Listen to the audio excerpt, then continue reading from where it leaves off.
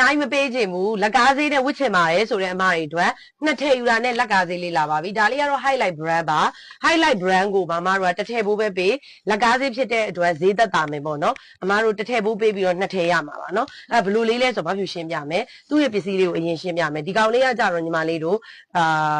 premium ဝါးချီပြောင်းပေါ်မှာပိုးချီပန်းထိုးထားတာထဲဝါနေမယ်ပန်းအောင်ကြည့်လိုက်နော်အဲ့ဒါလေးကိုမတို့ဈေးခံမှန်းကြည့်လိုက်အခုစိတ်ထဲမှာ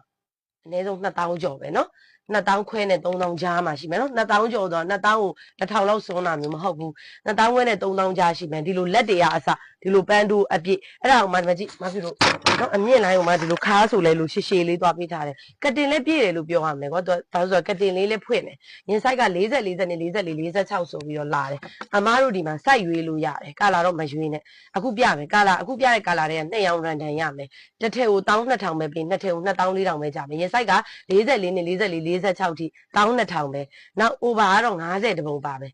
ပေါင်200မမရင်50ယူရင်50လိုချင်တယ်ဆိုရင်12500ပဲပေးအဲ့တော့မဖြစ်ပြောတယ်ထက်ဝက်စည်းဆိုတာဒါကိုပြောတာဒီမှာ1ရောင်2ရောင်3ရောင်4ရောင်5ရောင်6ရောင်9ရောင်10ရောင်9ရောင်10ရောင်17ရောင်12ရောင်10ရောင်12ရောင်လောက်ပါတယ်အဲ့ထဲမှာတချို့ဘောစီမမတွေရှိတယ်ငါတို့ကာလာရွေးချင်တာဈေးပို့ပေးမယ်ဆိုရင်ပေးပါတစ်ထည့်ကို3000ပို့ပေး2ရောင်ကနေစပြီးတော့ယူအနည်းဆုံး2ရောင်နှစ်ထည့်စိုက်ပေးဥမာ40ကနေ